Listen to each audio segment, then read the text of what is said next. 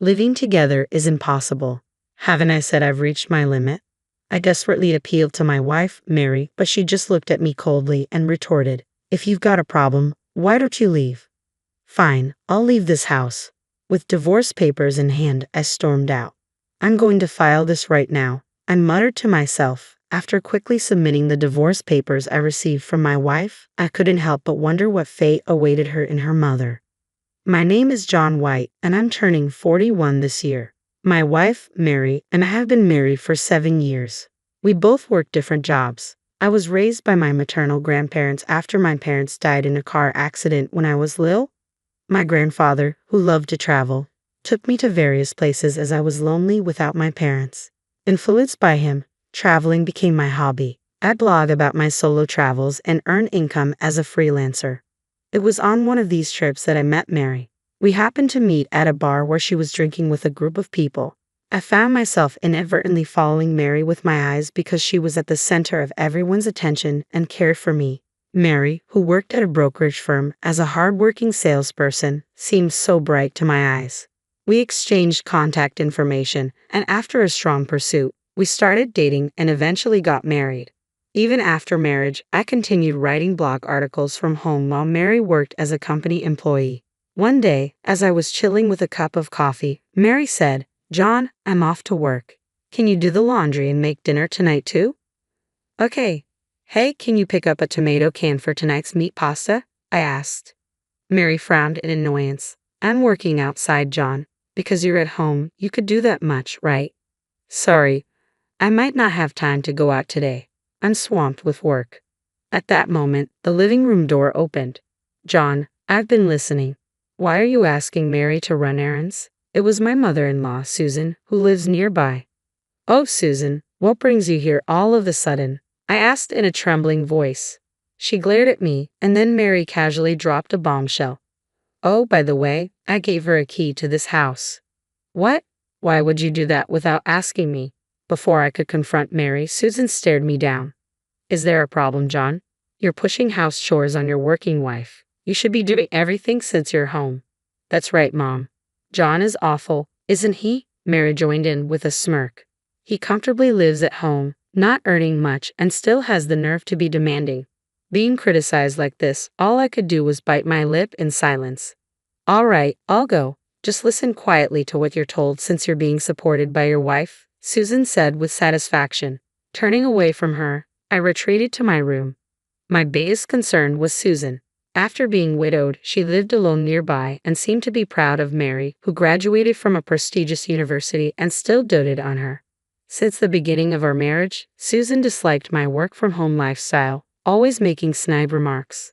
Mary never stood up for me during these attacks. I realized after marriage that Mary, raised with praise by her mother, was prideful and vain. They still depended on each other, and if I'd ever complained about her, Mary got upset right away. I dreaded the thought of her frequently coming over.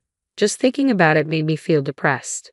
Sure enough, Susan started dropping by often. She criticized every household chore I did and spent entire days at our home chatting with Mary on her days off. This life drained me completely. It was Susan's birthday, and I was on my way to her house. It was a duty I had to fulfill despite my heavy steps. Mary, having work, left the house, and we planned to meet there, so I headed alone to Susan's home. "Happy birthday, Susan," I said as I arrived first, taking out a beautifully wrapped box from a paper bag. "This is a gift for you. It's a handmade bag I bought at a shop I visited for an interview." Before I could finish, she scoffed. "What's this? Trying to go cheap, huh? It's probably some freebie you got, isn't it?" "No, that's not it," I hurriedly denied, but she wasn't listening. "I don't need such a cheap bag. Really, you're so thoughtless. I thought you'd like it, so I prepared it," I said, but she began to berate me with a sharp look. "Enough already. I don't like how you use your job as an excuse to travel and inconvenience Mary." "That's not fair. I take pride in my work," I retorted, but she continued to look down on me. "Pride in your little side hustle. That's laughable. You're living off Mary. Return this useless thing and bring me gift cards instead." "All right," I said, putting the present back in the bag and leaving for the department store. "I'd like $200 in gift cards, please." After purchasing and wrapping the gift cards, I returned to my in-laws' house, feeling heavy. "I'm back, Susan," I said as I entered. Mary, who had arrived in the meantime, popped up. John, it's Mom's celebration today. I ordered some fancy takeout. The dining table was crowded with dishes from a famous restaurant, but I was told to cook, so I bought ingredients. Susan interrupted. What are you talking about? This is obviously better than your cooking. Thanks for this, Mary. I could only watch them with a dissatisfied look. Eventually, I reluctantly sat down, and we started eating. Mary and Susan were chatting happily, but I felt left out. Near the end of the meal, Mary suddenly said, Hey John, shouldn't we consider moving? Moving? There's a new high-rise nearby. Living somewhere with a great view and atmosphere would really motivate me at work. Oh, a high-rise, how nice. Susan was obviously thrilled. But isn't our current house good enough? Mary looked visibly annoyed. We have enough in our budget, so why not? Susan glared at me, pressuring me. Exactly, a man should just quietly listen to his wife. I felt small and could only agree. Okay, indeed, it's not a bad idea if moving would improve my work situation. And if we don't give Susan a key, things might be better than now. I convinced myself and agreed to the move. While proceeding with the arrangements, I firmly told Mary, I need you to promise me something. Once we move, don't give the key to Susan. Why? It's no big deal. I've reached my limit with her meddling. If you can't promise that, we can't move. Mary seemed thoughtful, then put her hand on my shoulder. Okay, if you say so. I can't help it. I won't give her the key. Thanks for understanding. Mary seemed really excited about the high-rise, and with her promise not to give Susan a key, I felt relieved and continued with the moving preparations. Months later, we moved into the high-rise. The location was fantastic, with a great view and a luxurious interior. Living there with Mary, I was finally enjoying a fulfilling life, but the issue with Susan was still looming. Hey, can I invite my mom over today? What? You just invited her yesterday. She started wanting to invite her mother over almost every day. As a result, my stress only increased, leading to more frequent arguments. Please stop inviting Susan every day. Why not? You said not to give her a key, so I'm asking for permission. That's not the point. The day after our argument, I had to leave for an overnight business trip for an article meeting. On the day of the trip, Mary didn't say much as I left. I headed to my destination and busily finished my work. Despite the busy schedule, I managed to finish everything and bought some souvenirs on my way home. I realized something was off the moment I opened the door. There was a vase ornament that wasn't there before. It was identical to one from my in-laws' entryway. A bad feeling crept over me as I went to the living room, only to find it filled with cardboard boxes. What? What's this? Then, smirking, Susan emerged from behind the boxes. Finally back, huh? You told Mary not to give me a key, didn't you? Well, I won't be locked out that easily. Panicking, I confronted her. Susan, what's all this stuff? What do you mean? I'm moving in. It doesn't matter if I have a key if I live here, right? But what about your previous house? I've already canceled that lease. Proudly, she made me dizzy with her words. Then I noticed a piece of paper on the table. Ignoring me, Mary appeared in the living room, confused upon seeing me. Oh, John, you're back. Mary, what is this? I didn't agree to this. Mary, annoyed, said, scratching her head, what's the big deal? We have extra rooms.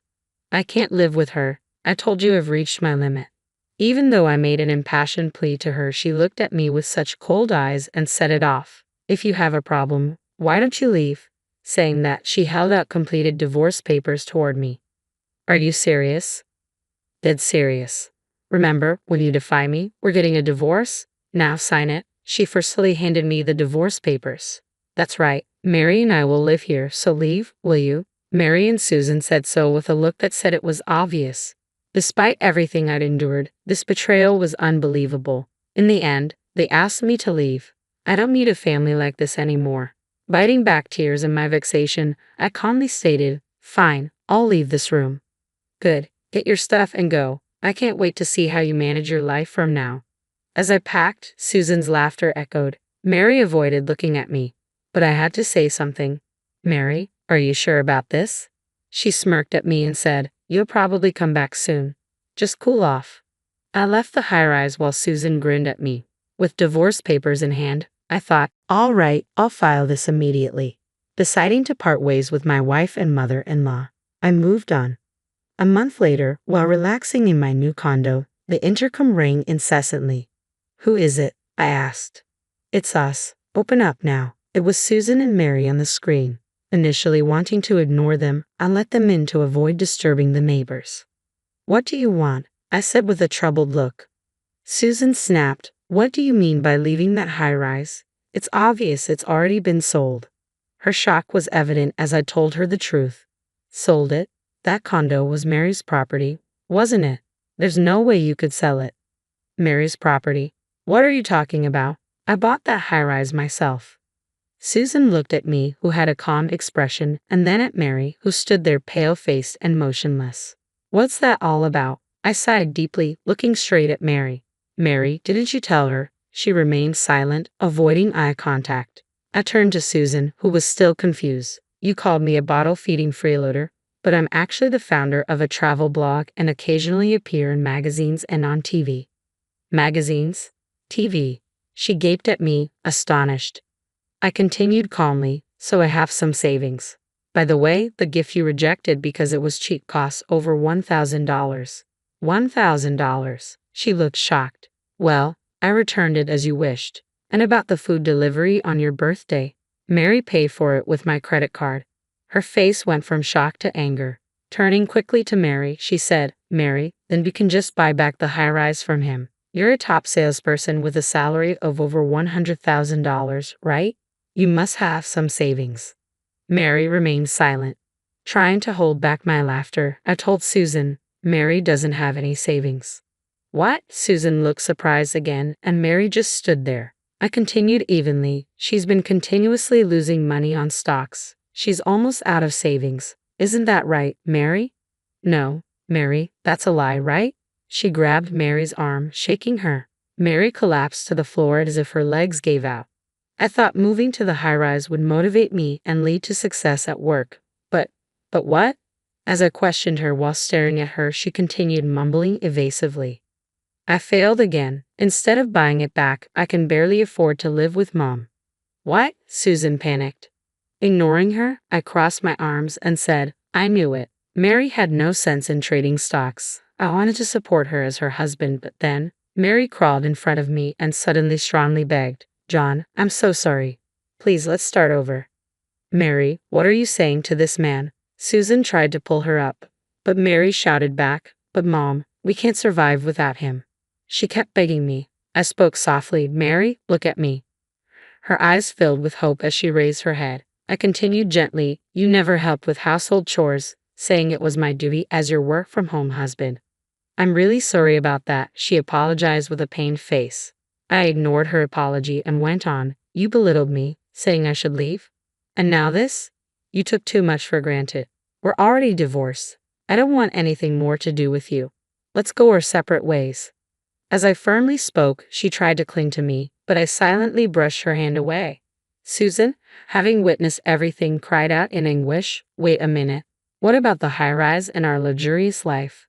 "That's obviously impossible now," I replied. With a tone of disbelief, she shrieked hysterically, "What are we supposed to do now?" "How about living happily with your beloved daughter?" I suggested. She just gaped, speechless. I helped the dejected Mary stand up and ushered them out. The noisy commotion from Susan lingered at the entrance for a while, but it seemed to quiet down when the building manager arrived. Half a year later, I was on a new journey, traveling abroad. The unique freedom of being overseas felt incredibly refreshing. Recently, I received a message. It was from Mary, whom I had parted ways with that day. Apparently, after being evicted from the high-rise, Mary and her mother had moved into a dilapidated house that almost collapsed. To pay off her debts from stock trading, Mary worked day and night, and her mother, who had never worked before, took a part-time job in a factory to make ends meet. In her message, Mary expressed her gratitude, acknowledging the hardship of earning money and the lessons she learned. I felt a small knot in my heart unravel. Just a few days ago, after a long time back home, I agreed to go out for a drink with Mary upon her invitation. "I might have taken out my frustrations on you for doing what you love for a living. I'm really sorry," she said, apologizing again. That day, I felt like I truly heard Mary's honest feelings for the first time. "It's okay. Thanks to that, I'm very happy now." She smiled wistfully. Going abroad again? Yeah, I'm off again next week. As we parted, she extended her hand. I'll live as hard as you, not to be outdone. Sure, I'm rooting for you. We shook hands firmly. Walking home, I thought about cherishing my work and living my life positively from now on.